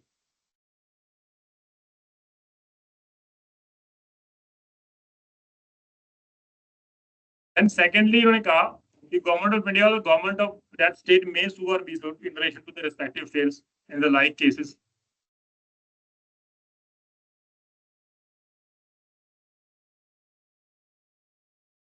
Government of India or the government of the state may sue or be sued in relation to their respective affairs in the like cases and the dominion of the India and the corresponding provinces or the corresponding Indian states might have sued or be sued. If the constitution has not been enacted, अगर suppose हमारे पास ये provision ना होती तो फिर तो बड़ा issue था, कौन किसको सूट फाइल करता, किसके नाम पर करता, तो बड़ा इशू था। कॉन्स्टिट्यूशन में आर्टिकल 13 में ऐड कर दी कि भाई अगर आपको सूट फाइल करना तो अगर वो सेंटर है तो यूनियन ऑफ इंडिया, अगर वो स्टेट है तो स्टेट ऑफ सो एंड सो।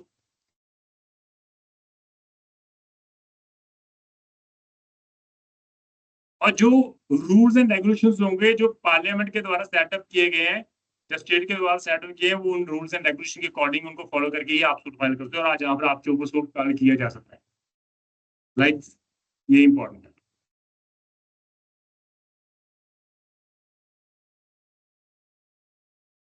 अगर हमें इस पूरे वेकेंसी लायबिलिटी के रिगार्डिंग स्टेट लायबिलिटी को समझना है तो हम लोग पहले ईस्ट इंडिया कंपनी के रिगार्डिंग लायबिलिटी को समझेंगे, कि वहीं से तो आया ये principal. One has to uncover the extent of the liability of East India Company in order to understand the liability parameter of the administrator today, because the liability of the administrator today is in the direct succession of the East India Company. आज जो हम लोग इसको बोल रहे हैं ना state liability, ये ईस्ट इंडिया कंपनी के द्वारा ये यहाँ पर जो रूल्स एंड रेगुलेशन है वो आज भी हम लोग उसको फॉलो करते हैं। जब ईस्ट इंडिया कंपनी जो हमारे लॉन्च हुई थी हमारे इंडिया में, तो वो प्योरली कमर्शियल कॉर्पोरेशन थी हमारी, प्योरली कमर्शियल कॉर्पोरेशन, कोई और पर्पस ही नहीं था। तो धीरे धीरे gradually they acquired the sovereignty in India. In the beginning company did not enjoy the immunity of the crown,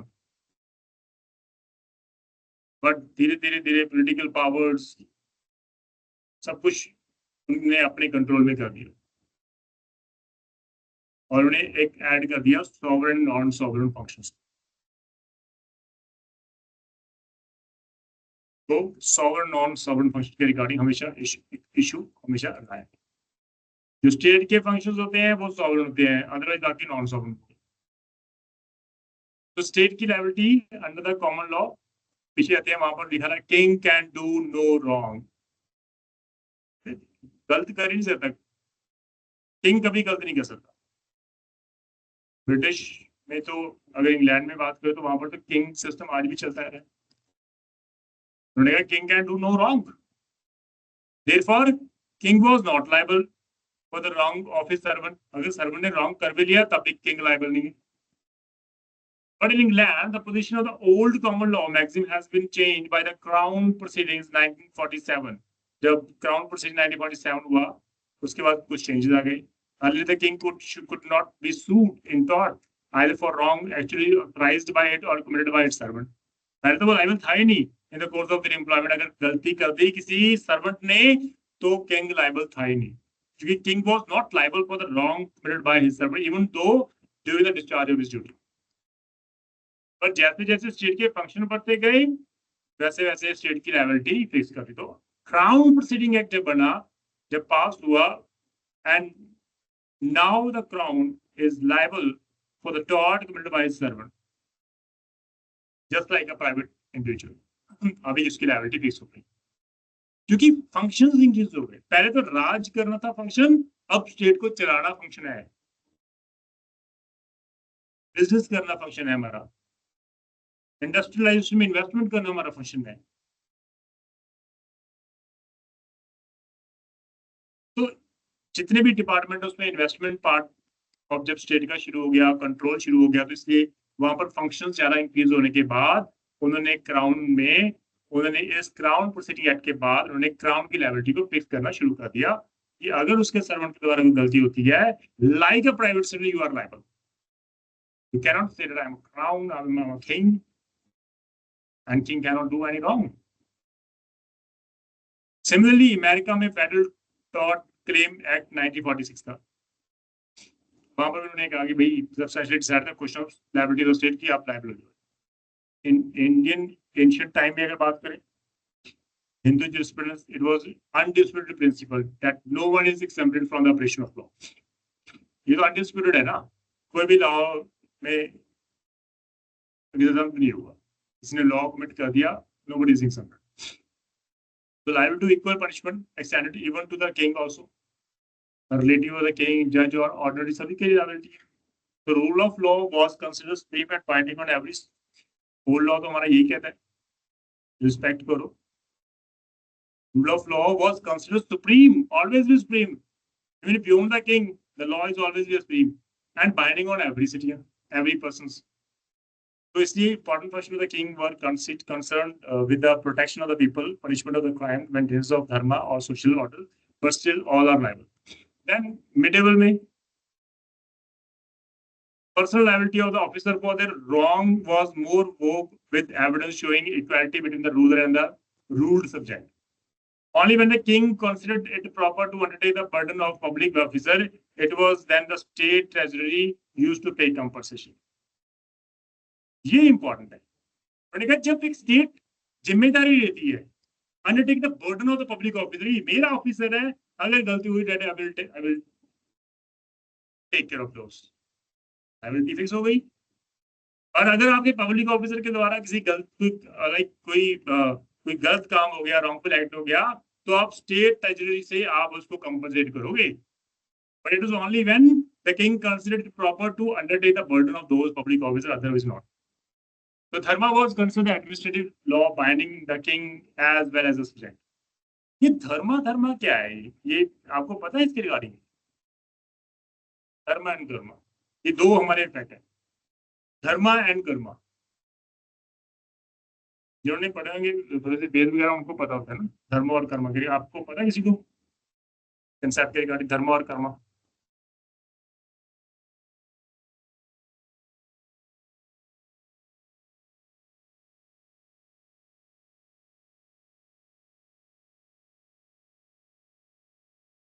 ये दोनों कंसेप्ट साइड बाय साइड चलते हैं। Karma means to do the right things. Karma means एक अगर wrongful act हो गया तो you are liable, आपके कर्म जो है वो आपके साथ देंगे और आपको पे आउट करेंगे। अगर आपने अच्छे कर्म किए तो गुड, धर्मा। अगर आप गलत काम कर रहे हो तो कर्मा आपको पनिश भी करेगा। इट इज कर्म, जिसको हम लोग बोलते हैं नॉर्मली कर्म, हमारे कर्म थे जो ऐसा हुआ, नॉर्मली हम लोग सोच लेते हैं। ये हमारी ओल्ड कंसेप्ट है जो उसके रिगार्डिंग हम बात करें। हिंदू और मुस्लिम लॉ में दोनों में यही बात जो कर रहे हैं रूलर के regarding themselves administrative justice as per the possible the rest was done by the exceptionally learn and honest जजेस के रिगार्डिंग। ये जो कंसेप्ट को फॉलो करना, ये सारे जजेस के रिगार्डिंग उनको कैसे इंप्लीमेंट करना है कैसे नहीं करना।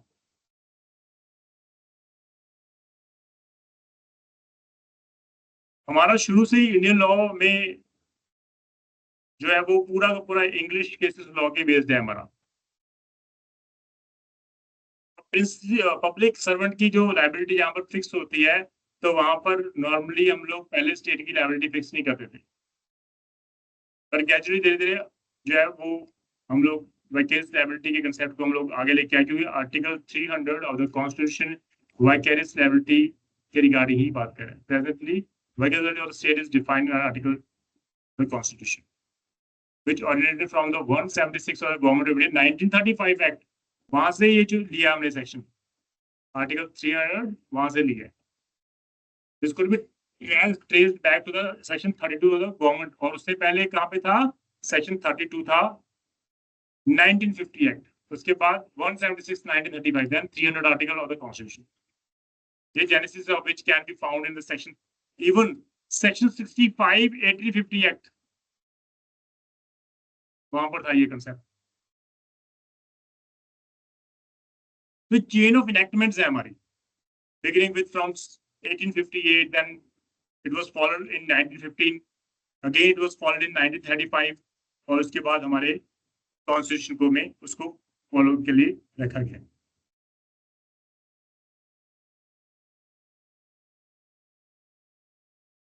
सो liability of the government is the same as that of the East India company 1958, उसको एज इट रखा गया।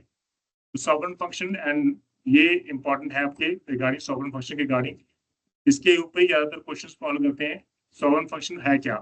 Are those action of the state for which it is not answerable in any court of law,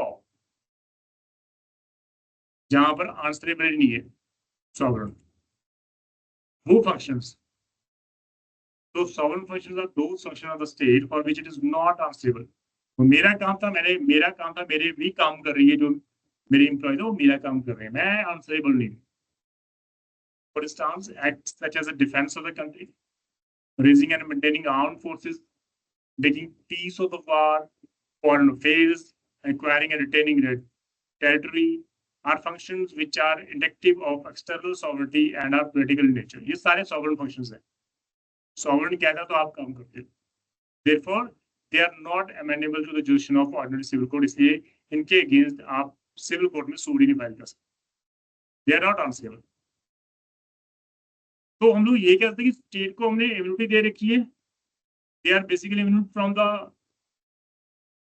being sued, as the judicial court is such in such matter is impliedly barred by the law.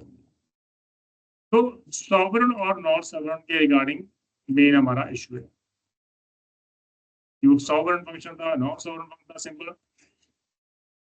And Nagendra Rao was the state of AP में उन्होंने कहा all the earlier Indian decisions on the subject were referred the court immunity the following principle in its judgment। उन्होंने कहा modern sense में sovereign और not sovereign powers जो थे वो दो फैक्टर है हमारे, does not exist। It all depends on the nature of the power and the manner of its exercise। कौन सी पावर यूज कर रहे हो, किस मैनर से यूज कर रहे हो। Legislative supremacy under the constitution rises out of the constitution which places free to legislate on topics and subject carved out of it। अगर सॉवरेन के द्वारा कोई एक्शन लेने के लिए ड्यूटी बाउंड कर दिया आपको, तो उस सिचुएशन में अगर किसी को नुकसान होता है तो स्टेट लायबल नहीं है, वो सॉवरेन फंक्शंस है। अगर नई ट्रेन पटरी आपको बनानी है, पहले वहां पर ट्रेन नहीं चलती, अब आपको पहले पटरी बनानी पड़ेगी, फिर आपको ट्रेन चलानी पड़ेगी, और उसके लिए आपको चाहिए जगह, आपको चाहिए लैंड। उसके रिगार्डिंग आपको लैंड को करना पड़ेगा एक्वायर। लैंड एक्वायर कर लिया, प्रॉपर सब कुछ हो गया, रेल की पटरी बिछ चुकी है, ट्रेन चल चुकी है, लेकिन ट्रेन के कारण किसी को नुकसान हो जाता है, वो सॉवरेन फंक्शंस है हमारे आप वहां पर स्टेट की लायबिलिटी को फिक्स नहीं कर सकते। एग्जीक्यूटिव फ्री है, उनको कैसे इम्प्लीमेंट करना है, एडमिनिस्ट्रेटिव करना है, वो सब कुछ उनके रिगार्डिंग हर डिफरेंट चीज उनके रिगार्डिंग दी हुई है हमें। बट एज यूजुअली हम लोग फाइनली ये कहते हैं कि सॉवरेन नॉन सॉवरेन फंक्शन के रिगार्डिंग, जहां पर सॉवरेन फंक्शन स्टेट के द्वारा चलाया गया काम है, अगर वो काम करते हुए किसी को नुकसान होता है तो definitely can not be liability, government की liability face to sovereign function के regarding. In case of non sovereign function हम लोग लायबिलिटी फिक्स करते हैं। ये दो मेन चीजें हैं। पहले हम लोग पुराने लॉ के रिगार्डिंग देखे जाए तो pre constitutional judicial decision related का वाइकेरियस लिबर्टी ऑफ स्टेट। सबसे पहले peninsular and oriental stream navigation company and versus secretary, यहाँ से शुरुआत हुई। The consideration of the pre-constitution of the government liability in tort begins with the judgment of the Supreme Court of Kolkata in case of, सबसे पहले यहाँ पर start हुआ हमारा ये केस। PO means, इसका शॉर्ट फॉर्म है PO means Peninsular and Oriental Stream Navigation Company and Development. This principle of this case holds that if any act was done in the exercise of sovereign function, तो East India Company just state would not be liable. यहाँ पर उन्होंने कहा, देखो basically जब मैं आपको ये कह रहा हूँ सॉवरेन नॉन सॉवरेन फंक्शन के रिगार्डिंग, तो ये बात तो क्लियर है ना कि अगर वो सॉवरेन है तो लायबिलिटी नहीं है। बट ये कंसेप्ट आज के टाइम पर तो देखा जाए तो वो उसको हम लोग टॉलरेट नहीं कर सकते कि गवर्नमेंट अपनी लायबिलिटी के रिगार्डिंग वो डिफेंस लेती रही, हमारा सॉवरेन फंक्शन है, हमारा सॉवरेन फंक्शन है, तो ये तो पॉसिबल नहीं है ना। तो इसलिए ये ऑल्दो इसलिए हम लोग प्री कॉन्स्टिट्यूशनल लॉ के रिगार्डिंग बात करें वहां पर जो केसेस थी, तो इस केस में तो फिर वो बिल्कुल क्लियर है कि जो ईस्ट इंडिया कंपनी जो स्टेट थे would not be liable for the sovereign function, वो लायबिलिटी नहीं है। It Drew quite clear distinction between sovereign non sovereign function of state कि हम लोग सिर्फ सॉवरेन फंक्शन है उसके लिए लायबल नहीं है, नॉन सॉवरेन के लिए स्टेट लायबल है।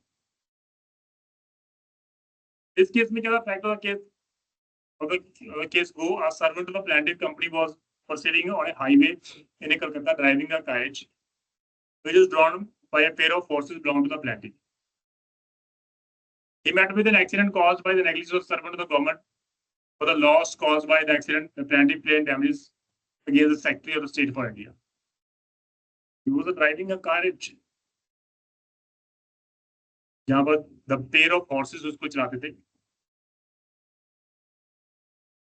और वहां पर नो डाउट एक्सीडेंट हुआ जिसके कारण लॉस हो गया। तो द लॉस उन्होंने स्टेट के ऊपर सूट फाइल कर दिया, सेक्रेटरी और the state for India.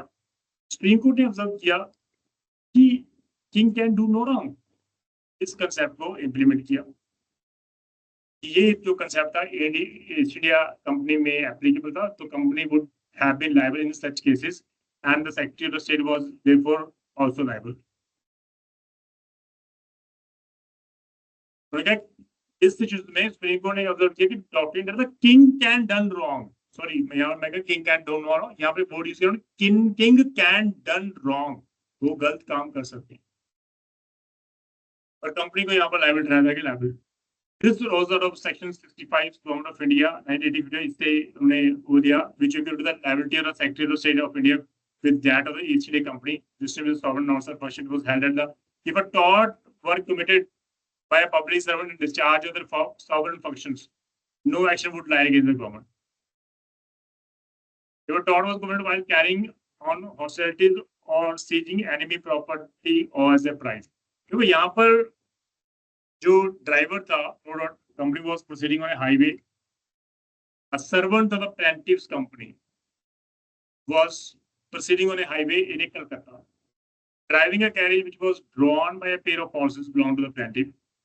He met with an accident caused by the negligence of the servant of the government. Government के कारण plaintiff को नुकसान हुआ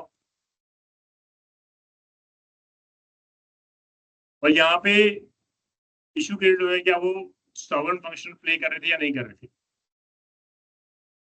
इस केस में कंपनी को लायबल ठहराया गया था, उन्होंने कहा king all can done wrong, वो भी गलत काम कर सकते हैं, ऐसी बात नहीं वो लायबल नहीं होती, वो भी लायबिलिटी उनकी फिक्स की जाएगी। तो 65 सेक्शन गवर्नमेंट ऑफ इंडिया 58 के कंसेप्ट को उन्होंने उठाया और उनको कहा बिल्कुल जो सेक्रेटरी वो लायबल है, स्टेट लायबल है बिल्कुल, बट उन केसेस के लिए जहां पर वो नॉन सॉवरेन फंक्शन प्ले करते हैं।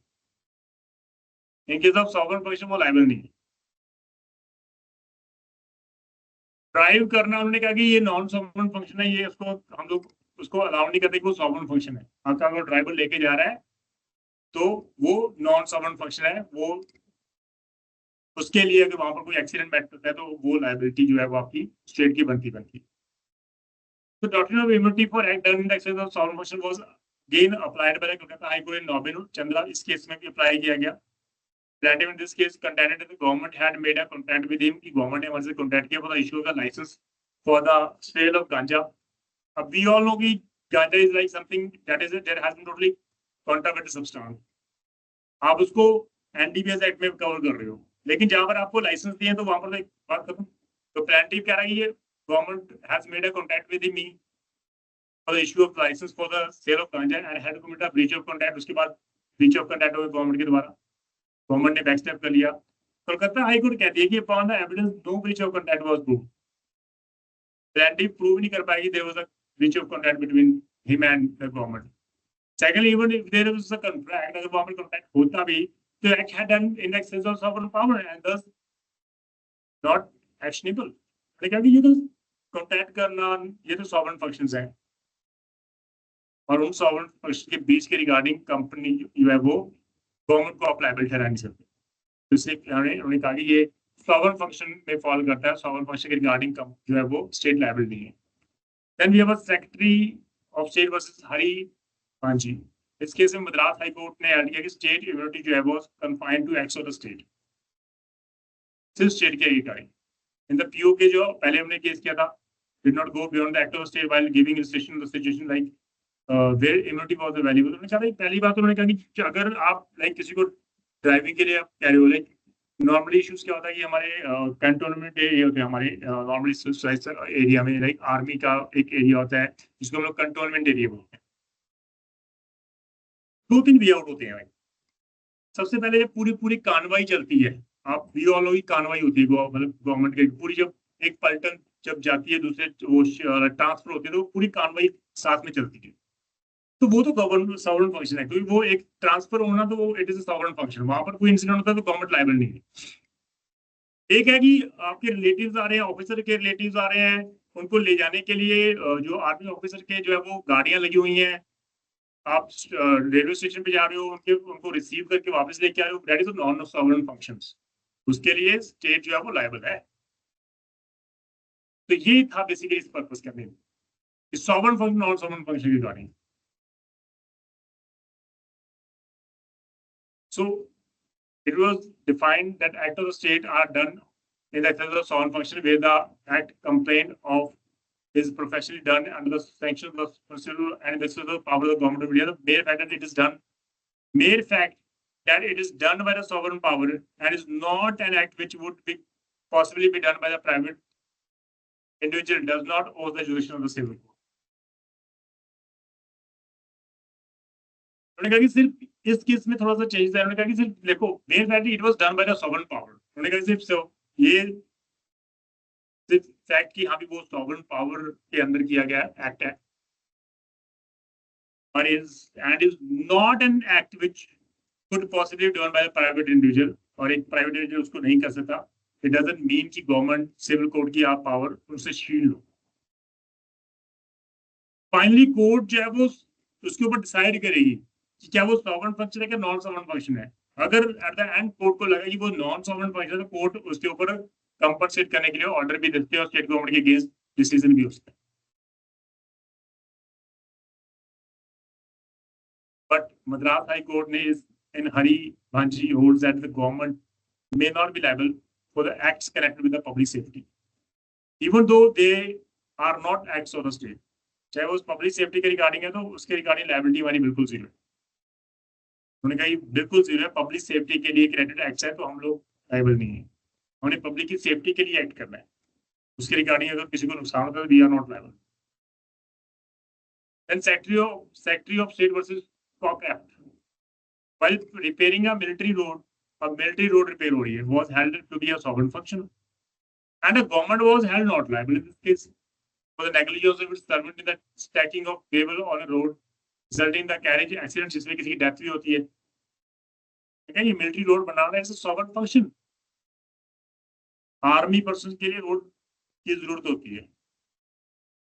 वो एक दूसरे एक जगह से दूसरी जगह जाएंगे तो उनके लिए उनके रोड चाहिए, वो हवा में नहीं जाते, इतनी पॉसिबिलिटी नहीं है हमारे इंडिया में। तो इसलिए वो सॉवरेन फंक्शन है रोड बनाना।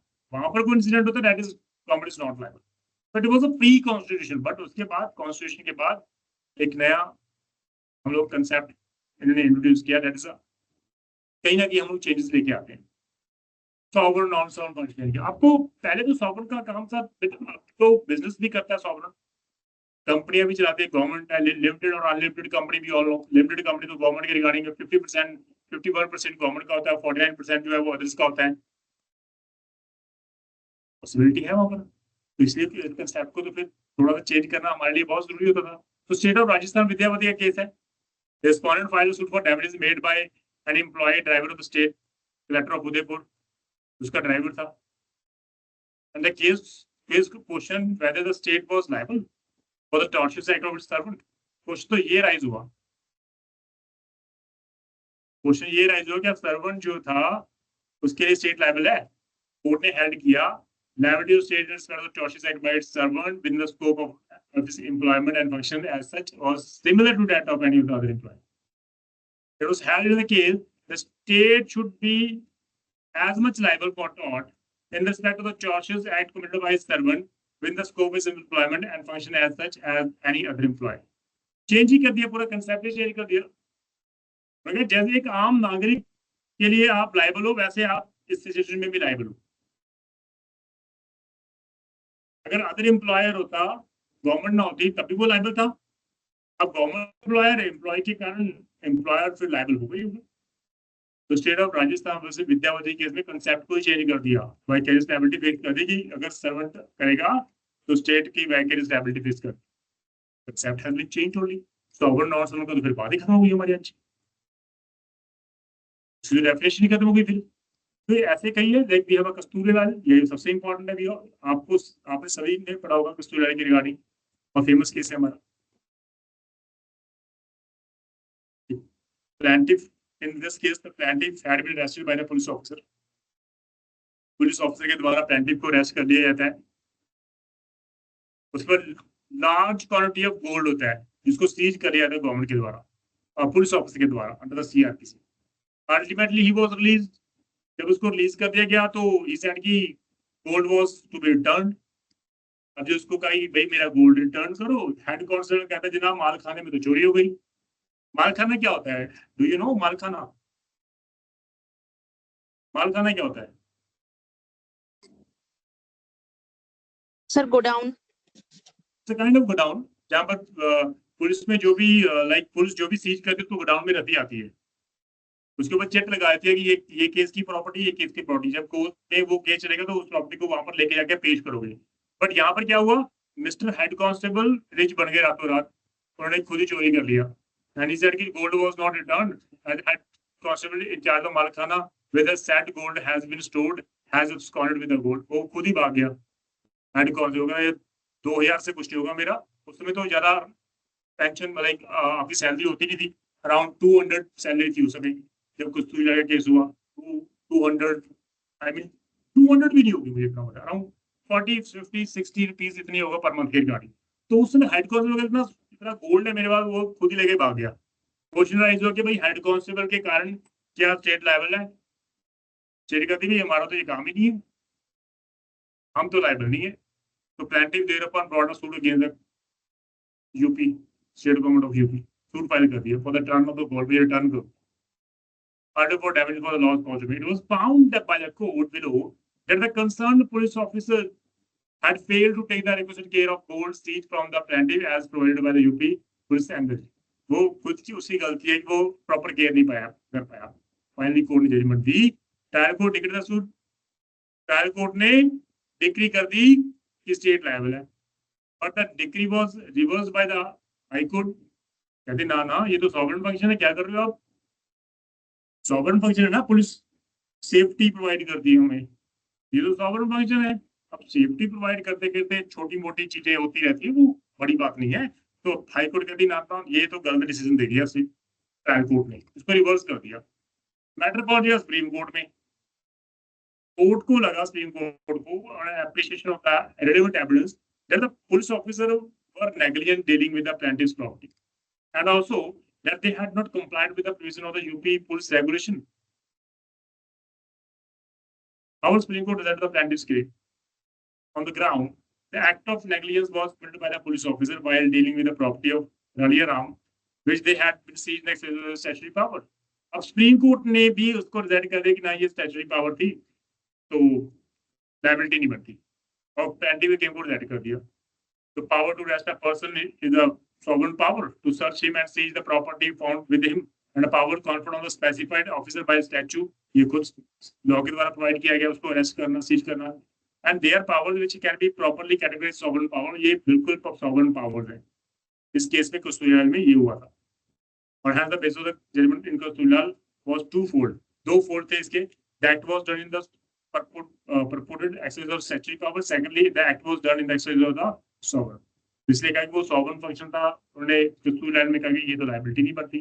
बट ये जब डिसाइड हुआ तब फिर डिस्कशन स्टार्ट हो गई.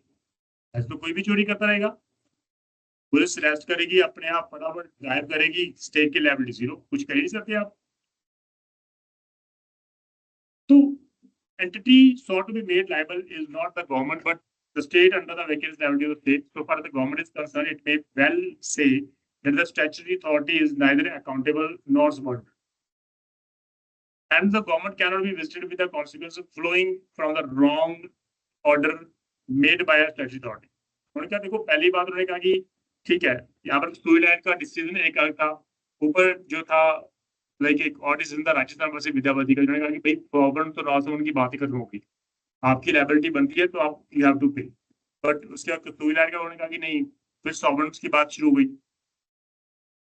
तो फाइनली इस केस में अगर ये बात की गई तो उन्होंने कहा कि ठीक है, जो कॉन्सिक्वेंसेस फ्लो हो रहे हैं from the wrong order made by the statutory authority, wrong order, but यहाँ पर तो रॉन्ग ऑर्डर ही नहीं है. कोर्ट के अकॉर्डिंग जो बात करें वो स्टैट्यूटरी पावर दी गई है लॉ के द्वारा सीआरपी के, किसी को आप अरेस्ट करना, तो अरेस्ट करना it is the duty of the police officer, and to see the property the power is given under the CrPC. अगर कोई पर्सन किसी को अरेस्ट करता है तो वो सॉवरेन फंक्शन कर रहा है, बट अगर वहां से वो चोरी हो रहा है तो वो it is not the responsibility of the state. आप उस पर्सन को पकड़ो जिससे चोरी किया है, बात करो.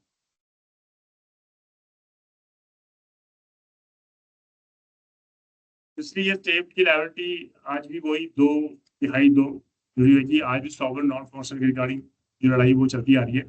State liability for the act of omission or statutory authorities arises only in cases where the statutory authorities act outside his legal authority while purporting to act. उन्होंने कहा कि पहली बात तो स्टेट की लायबिलिटी बनती है वहां पर जहां पर आप एक्ट कर रहे हो beyond the power given by the. यहाँ पर पावर दी गई थी आपको अरेस्ट की, सीज करने की पावर आपको दी गई थी. अब आपने अरेस्ट किया लीगली, प्रॉपर्टी सीज की लीगली, वहां पर तो स्टेट ने आपको पावर दी थी, आप कर ली, तो स्टेट तो उसके लिए बिल्कुल आइडिया. उसके बाद क्या हुआ, कौन लेके भाग गया, कस्तूरीलाल भाग गया, उससे कोई फर्क नहीं पड़ता. स्टेट तो लायबिलिटी जो है वो बिल्कुल उसकी नहीं बनती. इंडिपेंडेंटली आपको उस पहले को आप सूट फाइल कर दो, इंडिपेंडेंटली आप उससे जो भी क्लेम करना है आप उसको क्लेम करो.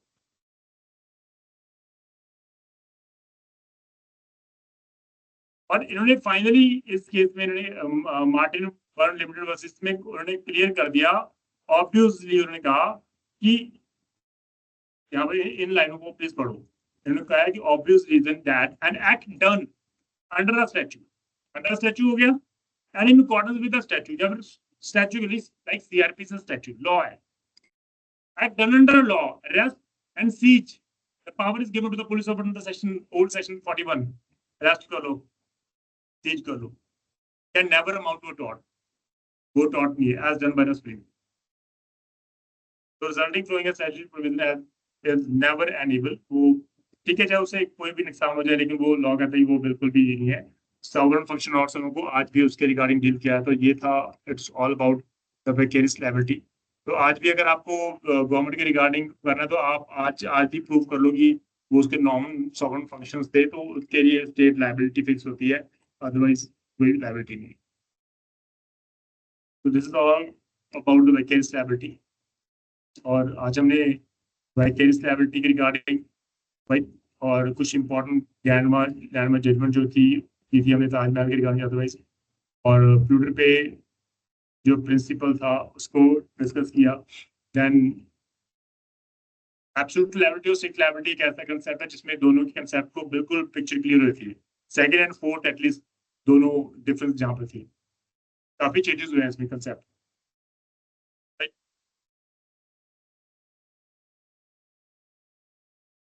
इन तीनों कंसेप्ट को हमने आज कंप्लीट कर लिया है। यहाँ पर अगर इसको डाउट है तो प्लीज पूछ लो। एब्सोल्यूट लायबिलिटी फ्यूचर पे जो principles and just vicarious liability, अगर इनको यहाँ पर डाउट है तो यू में प्लीज आस्क इट गाइस।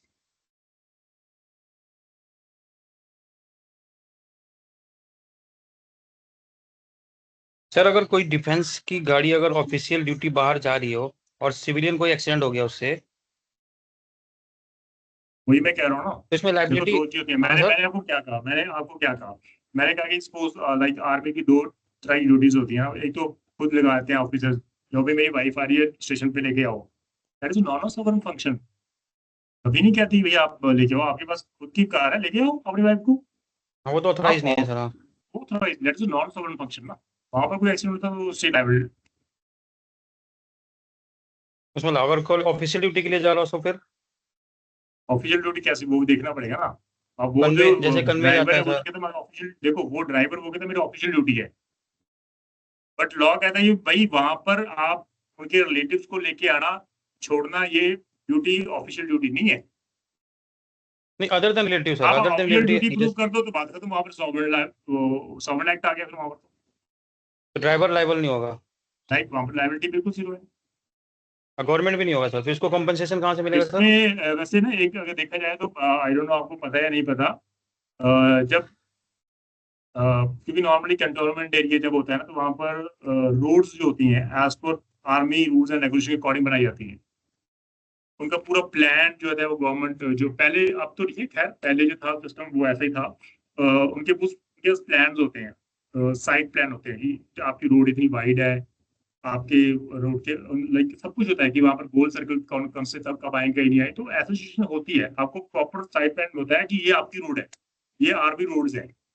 और ऐसी सिचुएशन मैंने खुद देखी है जहां पर लाइक गवर्नमेंट व्हीकल आ रहा है, आर्मी की लाइक गाड़ी आ रही है, और वहां पर कोई ना कोई प्रॉब्लम क्रिएट हो गई, तो राउंड सर्कल होता है जहां पर ना, तो आप उसके ऊपर हिट कर रहे हो तो पुलिस आ गई, तो ऊपर से वो अपने ऑफिसर्स को कॉल कर रहा है कि आप साइड प्लान लेके आओ, यहाँ पर तो सर्कल था ही नहीं हमारे, अब इसको खत्म करो, इन्होंने कैसे बना दिया। तो ये इश्यू भी क्रिएट होते हैं हमारे। खैर अब तो वो नहीं है, क्योंकि अब तो जो गवर्नमेंट जो है वो सेंट्रल गवर्नमेंट के अंदर आके सबको इन्होंने कहा कि वो रोड जो है वो अकॉर्डिंगली वो गवर्नमेंट के रूल्स एंड रेगुलेशन के अकॉर्डिंग बनेगी। पहले ये था, वो नक्शा लेके बैठ जाते अपना कि भाई ये तो हमारे पास था ही नहीं, हमारे पास हमारे नक्शे में नहीं है, आपने कैसे बना दिया, तो हम तो लायबल ही नहीं है इसकी रिगार्डिंग। तो पहले तो ये फाइट होती थी हमारी, और मैंने खुद देखा इन चीजों। तो ये इनके पास होते हैं क्लाइंट्स सारे साइड प्लान कि आप ये रोड है, ये रोड। पुराने जमाने में ब्रिटिश एम्पायर जब था वो सारा इसके बेस पे होता था, वो उनके पास प्रॉपर साइड प्लान होते थे, रोड साइड प्लान, ये आपकी रोड है, चलते जाओ। नो डाउट उन रोड को आप भी यूज कर रहे हो, लेकिन है तो वो आर्मी पर्पज के लिए बनाई गई रोड है, तो उसको आर्मी पर्पज यूज करेगी। कन्वीनियंट के लिए आप यूज करें वो अलग बात है, लेकिन अगर कोई प्रॉब्लम आ गई तो फिर वो कहते हैं वो हमारी रोड है। तो ये प्रूव करना पड़ेगा कि वो सॉवरेन नॉन सॉवरेन फंक्शन के रिगार्डिंग। तो अगर कार्रवाई लेके जा रही है तो वो तो सॉवरेन फंक्शन है ऑब्वियसली, फिर तो लाइक ट्रांसफर आप कर रहे हो एक यूनिट दूसरी जगह पर जा रही है तो सॉवरेन फंक्शन है। उसके रिगार्डिंग कोई एक्सीडेंट हो गया तो state can never be liable. ठीक है जी, तो ये था। तो उसमें सर कंपनसेशन फिर कौन देगा अगर किसी का इंजरी हुआ तो? लाइक नॉन डेथ हो सॉवरेन गया, तो भाई इंजरी वो हो गया। स्टेट देगी, अगर सॉवरेन है तो फिर ढूंढो जिसने किया उसी को ढूंढो, लाइक तो ओरिजिनल जो मतलब उसको ढूंढो, उसको पकड़ो, उससे ले लो कंपनसेशन। ड्राइवर से। Okay sir. ठीक है, तो ये था वैकेंसी लायबिलिटी कंसेप्ट। और अभी फिलहाल 10 मिनट रह गए सर, आपकी क्लास लेंगे अराउंड 9:05 तक लेंगे, तो 10 मिनट की ब्रेक आप ले लो। ठीक है जी, thank you so much, good night. Good night sir.